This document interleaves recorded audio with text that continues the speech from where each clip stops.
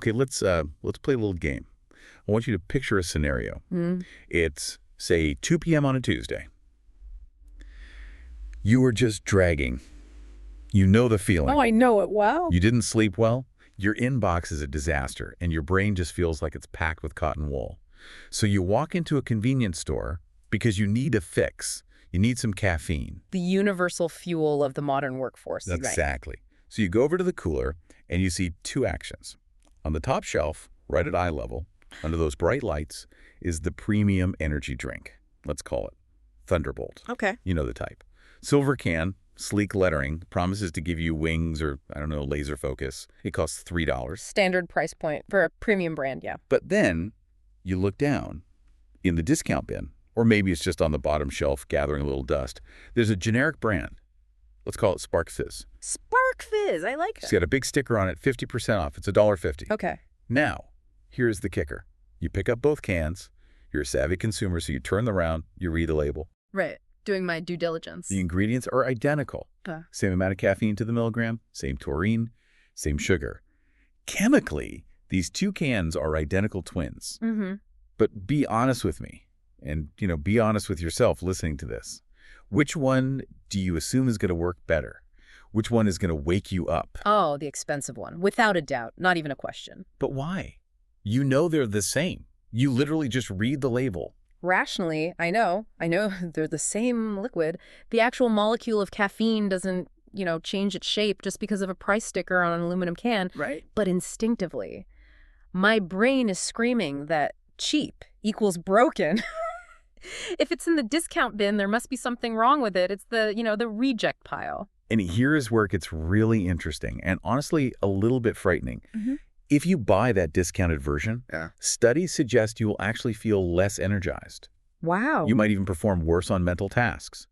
Not because the drink is different, but because your brain has already decided that it's inferior. So it's a self-fulfilling prophecy. It's a complete self-fulfilling prophecy. And that is the mission of today's deep dive. We are exploring that blurry line between belief and reality. We aren't just looking at, dry data points. We're looking at how we construct the world around us. And we've got a pretty heavy stack of sources here today. We do. We have a stack of behavioral economics experiments, historical anecdotes about kings and queens, and some truly, truly harrowing personal accounts from a burn unit. It's a journey. It is, and it all points to one central theme. We are not the rational decision makers we think we are. We are constantly manipulating our own reality. Right. And we're going to look at two specific ways we do this. First, how our minds manipulate our physical reality. I mean, literally making us sick or healing us based on expectations and price tags. Mm-hmm. And then second, how that same mechanism allows us to manipulate our moral reality. The honest truth about dishonesty, as one of our sources put it. That's the one, exactly. How we lie, cheat, and steal while still managing to look in the mirror and believe we're good people. So we've got a lot to get through. We're talking about why a 50-cent aspirin actually cures a headache faster than a penny aspirin. Yeah. Why kings in the Middle Ages could cure diseases just by touching people. Mm-hmm. And why asking people to recall the Ten Commandments might be the single most effective security system ever invented. It's a journey from the chemistry of the brain all the way to the ethics of the boardroom. Let's unpack this. We have to start with that energy drink scenario I mentioned. I didn't just, pull that out of thin air. This was a specific study detailed in our sources about price and efficacy. Right. This is a classic experiment in behavioral economics. The researchers wanted to test the marketing placebo effect. Marketing placebo. Yeah. So they gathered a group of participants, and these were people who were told they were going to consume an energy drink that was specifically designed to improve mental acuity. So, drink this, you'll be smarter. Essentially, yes. They drank the beverage, and then they were asked to solve a series of word puzzles. Think, Boggle-style puzzles, where you have to find as many words as you can in a jumbled grid. Right, a standard cognitive test. Measures focus, processing speed, that kind of thing. Exactly. It's a good baseline. Yeah. But here was the twist. The control group, they paid the full regular price for the drink. Okay. The other group was told they were purchasing it at a significant discount. And what was the reason they gave? They were told the university had secured a bulk institutional rate, something totally plausible. Got it. But the liquid was the same. Identical, drawn from the exact same vat. But the results were staggering. The participants who bought the discounted drink performed significantly worse on the puzzles than those who bought the full price version. Wait, it's significantly worse? Yeah. Or just sort of a statistical blip? No, it was a measurable, consistent drop in performance. They What? solved fewer puzzles, they gave up faster, they literally made themselves stupider because they paid less money. That is just wild. I mean, think about the implications of that. Okay. We usually think of a placebo as, I take a sugar pill and my headache goes away. A positive thing. Mm-hmm. But this is the opposite. Yeah. This is what's it called? A nocebo. Exactly. A nocebo is when a negative expectation causes a negative result. The brain relies on heuristics, these mental shortcuts, to navigate the world. And one of the most deeply ingrained heuristics we have is you get what you pay for. Value equals quality. Right. So when the brain sees a sticker that says 089 or discount, it sends a signal to the rest of the body. It essentially says, all right, guys, don't bother firing up the dopamine receptors. This is the cheap stuff. It's not going to work. No. And the physiology follows the psychology. The body actually dampens its own response. So we're just walking around with these price tags, hacking Yeah. our own biology. But surely there has to be a way to stop this. Like, if I'm standing in that store, and I know about this study, if I'm a loyal listener of this show, can I buy the cheap drink and still get the buzz? You can. And the study proved that too, which I find even more fascinating. Oh, really? Yeah. In a variation of the experiment, before the participants drank the discount beverage, the researchers asked them a simple question. They just asked them to stop and rationally consider the relationship between price and quality. Think about it, that's all. That's it. They didn't tell them, hey, by the way, the drinks are the same. They just said, do you think the price of a product affects its quality? By asking that question, they forced the participants to engage the prefrontal cortex. The rational, analytical part of the brain. Exactly. Instead of the lizard brain that just sees cheap, bad. Precisely. And the moment they engaged that rational reflection, the spell just broke. The effect vanished completely. The people with the discounted drink performed just as well as the full price group. So the mechanism of this marketing placebo is entirely unconscious. It relies on us being on autopilot. Exactly. It highlights that the placebo effect in marketing, and really in many other areas, is a process that happens below the surface of our awareness. It can be interrupted by conscious thought, but let's be honest, how often do we actually stop and critically analyze the price-quality ratio of a headache pill or an energy drink in the moment? Almost never. We just grab the bottle and go. We want the shortcut. And this idea that our beliefs can physically alter our experience, this isn't a new phenomenon. It didn't start with energy drinks or modern pharmaceuticals. Our sources take us way, way back. We're talking about kings and queens. I love this part of the research. It really feels like something out of a fantasy novel. We're going back to around 8800 with Charlemagne and then later Charles II of England. This brings us to the concept of the royal touch. The royal touch. It sounds absurd to our modern ears, doesn't it? Completely. The whole idea is that the king, because he was divinely appointed, he was a conduit for God. So if he touched you, you were healed. Right. And this wasn't some fringe belief held by a few superstitious peasants. This was a massive societal institution. I mean, it was the healthcare system of the day. Charles II, who reigned in the mid-1600s, is recorded to have touched around 100,000 people during his reign. 100,000 people. Oh. That's a logistical nightmare. That's an assembly line of healing. He must have been doing nothing but touching people all day long. It was a huge part of his duties. People traveled from all over. The source notes that American colonists actually traveled back across the Atlantic, a dangerous, expensive, months-long journey, Away. just to cross paths with King Charles and receive the touch. Imagine the desperation. You get on a wooden boat, you risk scurvy and storms just Yeah. for a single moment of contact. And the obvious question is, did it work?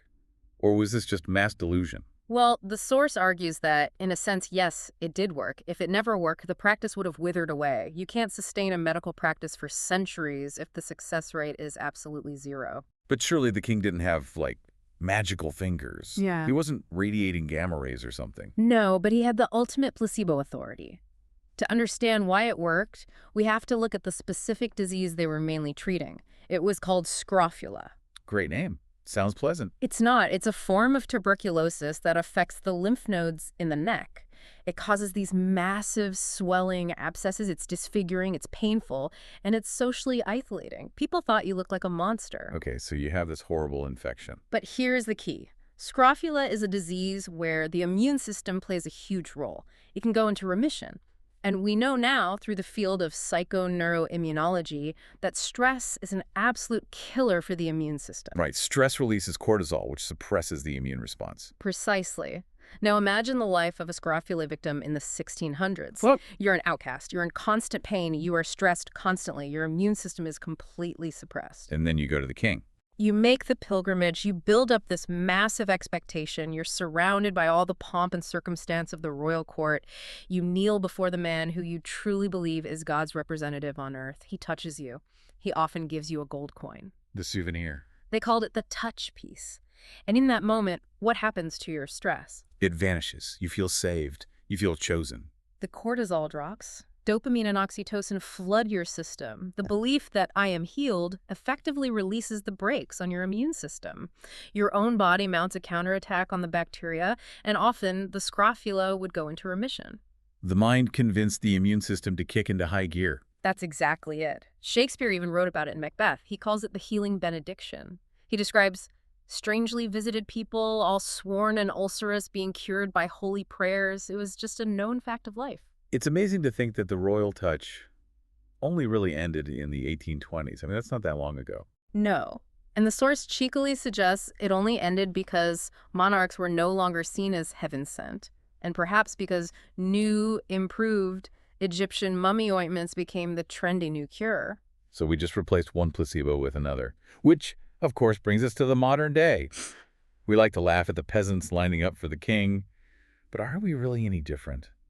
The source material pivots to a really uncomfortable place, the modern doctor's office. It's a very uncomfortable mirror because we still want the touch. We still want the ritual. Yeah. The source cites a 2003 study showing that 1/3 of patients who received antibiotics for a sore throat actually had viral infections. And just to be crystal clear for everyone, antibiotics kill bacteria. They do absolutely nothing for a virus. Zero. It's like using a hammer to fix a software bug. Correct. In fact, prescribing them for viruses is actively harmful. It contributes to antibiotic resistance, creating superbugs. But doctors do it. Why? Because the patient is standing there, they're miserable, and they're demanding a cure. They want something. It's the psychic need. Doctors are trapped in this dilemma. On one hand, they're men and women of science. They know the medicine is chemically useless for that specific virus. But on the other hand, they're healers. They know the patient needs the feeling of treatment to start getting better. If the doctor just says, go home, drink fluids, and wait it out, the patient feels rejected. They feel like the doctor failed them. And that feeling of rejection causes stress, which, just like with scrofula, suppresses the immune system and can prolong the illness. So the doctor writes the script. The patient walks out clutching that little slip of paper like it's a golden coin from Charles II. Right. The anxiety drops. The healing begins. The prescription itself is the ritual. It is. And this leads to a massive ethical trap regarding price, which ties right back to our energy drink. The source poses a really, really difficult question about healthcare costs. Right. We know from the data that expensive medicine makes people feel better than cheap medicine, purely due to the placebo effect. The 50-cent aspirin works better than the penny aspirin for subjective pain relief, even if they're the same chemical. So here is the policy question. Should society indulge this irrationality? If we want people to be as pain-free as possible, should we pay for the expensive brand-name drugs? Wow. I don't know. If I'm the patient, I want the thing that works best, even if it works best for, fake reasons. But look at it from the insurer's perspective, or the government's. Should we waste billions of dollars on these placebo bonuses? Or do we insist on the cheapest generics to save money, knowing that we are stripping away that belief component and potentially leaving people in more pain? It's a direct conflict between economic efficiency and the messy reality of human psychology. We're paying for the theater of medicine. And sometimes that theater turns into a horror show. It's one thing to take a pill, it's a whole other thing to undergo a procedure. The source shares a deeply personal and honestly quite harrowing story from the author about his time in a burn department. This part of the source material was tough to read. This is Dan Ariely's personal story, right? Yes. He suffered severe third-degree burns over about 70% of his body when he was a young man. An explosion. And anyone who knows anything about burn recovery knows it is a long, agonizing process. It's not just the initial injury. It's the scarring, the skin tightening, the daily baths to remove dead tissue, which is just excruciating. And in the midst of all this pain, the occupational therapist promised him a solution, a miracle. It was called the Jobs suit. And the way he describes his expectation versus the reality is just heartbreaking. He was promised a technological garment, a skin-like suit that would add pressure, massage the scars, and help him heal. He built it up in his mind. He imagined a silky blue Spider-Man-like suit. He thought it would make him look like a superhero. He thought it would make him invisible, covering his scars so he could walk in public without people staring at him.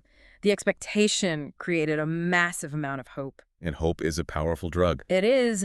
And then the box arrived. The reality just came crashing in. It wasn't silky. It wasn't blue. It was brown, heavy canvas. It was ill-fitting. He said it looked like a potato sack. And the detail that really stuck with me, he had to wear a sign on his chest because the mask looked so terrifying that people might think he was a bank robber. Imagine the humiliation. And the sign was in English, but he was in a rehabilitation center in Israel, so most people there couldn't even read it anyway. It was useless. He just looked like a monster to them. But the physical toll was even worse. Much worse. The suit trapped heat. Burn scars have very poor blood supply and temperature regulation. So the heat made the blood rush to the scars, causing this intense, maddening itching that he couldn't scratch. He describes tearing his delicate, newly healed skin just trying to get the suit on every day. He suffered for months wearing this thing, sleeping in it, living in it. And here is the revelation that ties it all back to our topic. After months of suffering, years later, he learned that the suit had no real benefits. What? None. It was essentially useless for his specific condition. The areas of his body covered by the suit looked no different than the areas that were left uncovered. The pressure didn't help the scarring in the way they thought it would. So all that pain, all that hope, all that suffering for nothing. Which leads to the expert analysis on the ethics of testing. And this is where the source makes a really provocative argument about something called sham surgery. Some sham surgery. Explain that. To test if a surgery actually works, scientifically, you have to compare it to a placebo.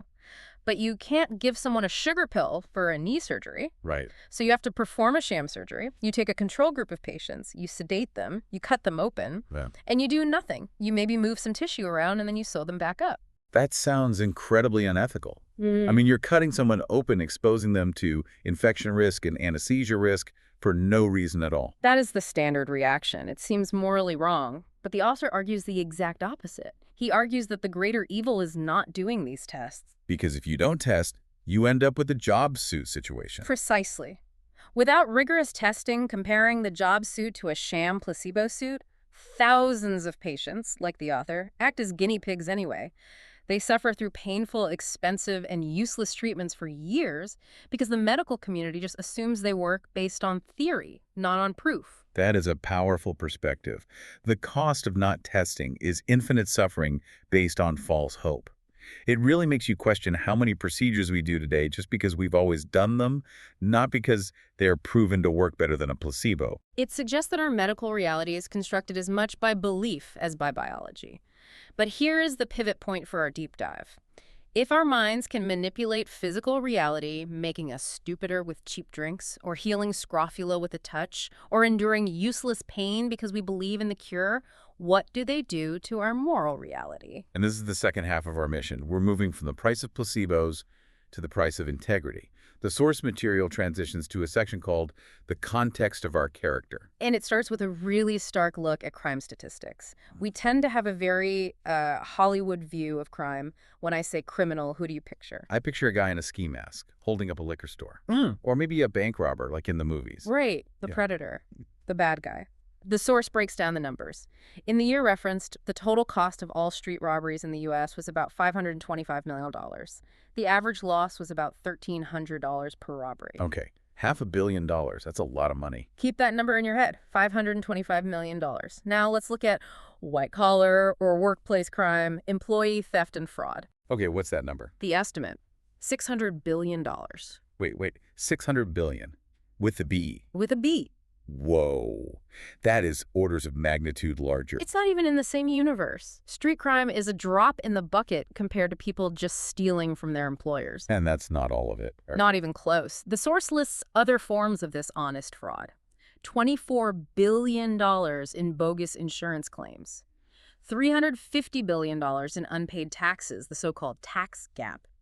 $16 billion in retail returns where people buy clothes, wear them to a party, and then return them. The wardrobing phenomenon, we've all heard of it. So we have to distinguish between two types of dishonesty. Type 1 is the crook, the gas station robber. The guy doing the cost-benefit analysis. Exactly. The source argues this person uses a classic economic model. They look at the till, estimate the cash, look for police, estimate the prison time, and make a calculated decision.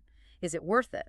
They are rational predators. But that $600 billion figure isn't coming from professional crooks. No.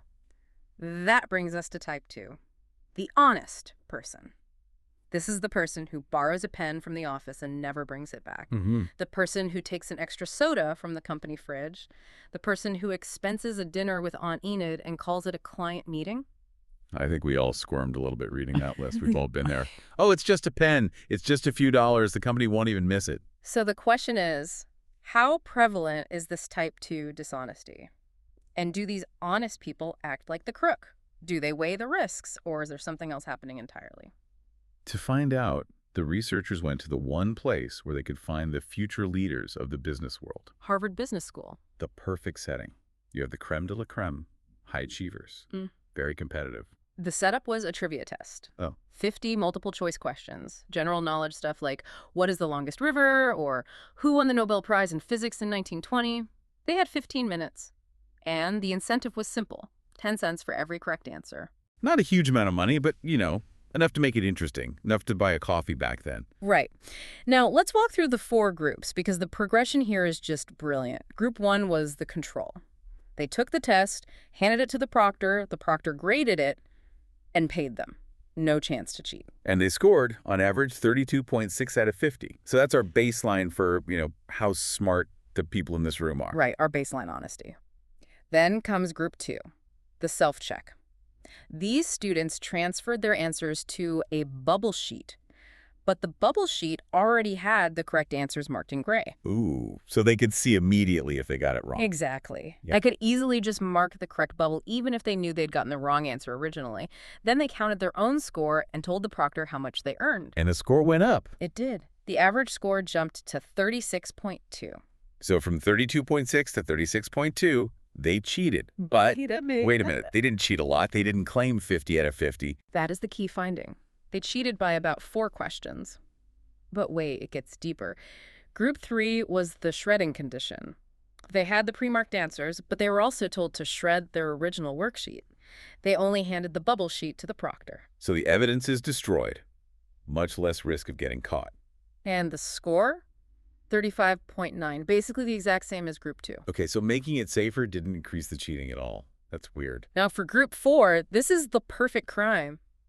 They shredded the worksheet and the bubble sheet. They didn't hand anything in. They just walked up to a jar of money at the front of the room, took what they earned, and walked out. Wow.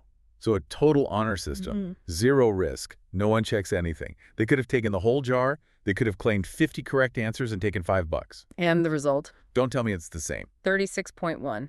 This is mind-blowing. Even when you literally hand them the money jar and turn your back, they still only cheat by the same small margin, about 4 questions. This completely destroys the standard economic theory of crime. The whole cost-benefit analysis says that as the risk of getting caught drops to 0, the crime should go way up. If I can steal $1 million with 0 chance of prison, I should do it. But these people didn't. Why? Why would you leave money on the table? If you're already cheating a little, why not just cheat a lot? The source material proposes a theory involving the superego and something called the fudge factor. The fudge factor. I like that. Think of it this way. We have 2 competing drives inside us. On one shoulder, we have the desire to game. We want the money. We want the free pen. That's the I day. I want it now. But on the other shoulder, we have the superego. We want to view ourselves as honest people. We have an internal self-image that says, I am a good person. I am not a thief. So if I take the whole jar of money, I have to admit to myself that I'm a thief. My self-image is shattered. Exactly. If you steal $100, you are a criminal. But what if you steal a 10-cent pencil? Or if you fudge just 4 questions on a trivia test? Oh, well, I knew that answer. I just marked the wrong box by accident. I'm basically an honest person who made a small mistake. Right. We cheat just enough to profit, but not enough to change our self-image. We stay within our personal fudge factor. So the internal monitor, the superego, It stays asleep for small transgressions. It's like a security guard that only wakes up for felonies, but naps right through the misdemeanors. That's a perfect way to put it. And this insensitivity to risk is so crucial. The level of cheating didn't change whether the proctor was checking the paper or whether the paper was being shredded. The external risk didn't matter at all. The internal limit was the only thing stopping them. Which explains why so many external controls fail in the real world. We try to stop dishonesty with all these laws and rules, but if the dishonesty is coming from this internal fudge factor, the rules might not work. Exactly. The source discusses the failure of things like the Sarbanes-Oxley Act. Right, that was the big law passed after the Enron scandal to stop corporate fraud. It cost millions and millions to implement. Right. And congressional ethics rules. The source gives some hilarious examples of how lobbyists get around these rules. Oh, the toothpick rule. I love this story. It's a perfect example of human rationalization. There was a rule passed that lobbyists couldn't buy sit-down dinners for politicians. The idea was to stop bribery via expensive meals. Seems logical. No more steak dinners, no more corruption. So what did the lobbyists do? Did they stop feeding politicians? Of course not. They invented finger food receptions. The rule was interpreted as, if you can eat it while standing up, using your fingers or a toothpick, it's not technically a meal. So the shrink cocktails and the expensive hors d'oeuvres kept flowing, just without chairs. It's not a meal, Senator. It's just a sequence of elaborate snacks. That's just ridiculous. Then there was the rule banning flights on fixed-wing aircraft. So the lobbyists just hired helicopters. It just shows that if you create an external rule, people treat it like a puzzle to be solved. It doesn't change their intent. It just forces them to be more creative. External rules force people to jump through hoops, but they don't reset the moral compass. To do that, you need to target the internal mechanism. You need to wake up the superego. And this leads us to the final and perhaps the most surprising experiment of this deep dive, the UCLA matrix experiment. This is the solution, or at least it's a hint at one. The task was simple. Find two numbers in a grid that add up to 10. Again, they could cheat. They self-reported their score. But before the test, they did some priming. Right. Priming is basically getting the brain ready by introducing an idea. Group A was asked to recall 10 books they read in high school. Just a memory test, totally neutral. Group B was asked to recall the 10 Commandments. The biblical 10 Commandments, thou shalt not steal, thou shalt not kill, and all that. Yes. Now, look at the results. Group A, the book group, cheated. They showed the typical fudge factor. They claimed they solved more matrices than they actually did. So they acted just like the Harvard students. Normal human behavior. But Group B, the group that just tried to recall the 10 Commandments. What happened with them? Zero cheating. Zero. You don't mean just less, you mean zero. Complete and total honesty. The cheating disappeared entirely. And here is the kicker. It didn't matter if they could actually remember all 10 commandments. Most people couldn't. Yeah, I probably couldn't name all 10 right now off the top of my head. Most participants got stuck after thou shalt not steal and thou shalt not kill. But it didn't matter. It wasn't about the content of the rules. It was about the act of trying to recall a moral benchmark. So just thinking about the concept of rules woke up the superego. That's it exactly. It brought the concept of morality to the forefront of their minds. When the superego is awake and watching, the fudge factor just disappears. You can't rationalize the little cheat when you're actively thinking about moral codes. That is profound. It's not about religion per se. It's about reminding the brain that, hey, we are operating in a moral framework right now. Exactly. The source material suggests that in our secular professional lives, we've removed these oaths and reminders. We sign contracts at the end, not the beginning. We don't swear oaths before a meeting. We've scrubbed the moral primers from our environment. It really makes you think about how we design our systems. I mean, think about your tax return. This is the example the source just loves. You fill out pages and pages of numbers. You have plenty of chances to fudge. You estimate your charitable donations.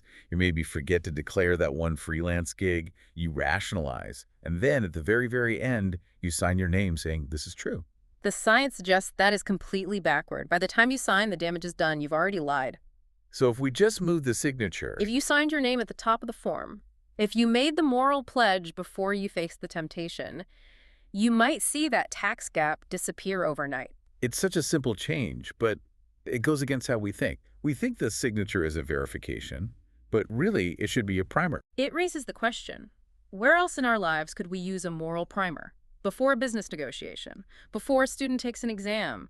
We rely on surveillance and locks, but maybe we should be relying on reminders. So we have unpacked a lot here. Let's try to synthesize this. We started with energy drinks, and we ended with the Ten Commandments. It all comes down to the pliability of the human mind. We are, at our core, storytellers. Physically, our minds manipulate reality through placebos. If we believe a price is high, our body responds better. If we believe a doctor is healing us, even with a sugar pill or a sham surgery, our immune system responds. And morally, our minds manipulate reality through rationalization. We bend the truth just enough to benefit ourselves, but we stop short of breaking our own self-image. We tell ourselves the story that we are good people, even while we're taking the opposite pin. We are not the rational actors we think we are.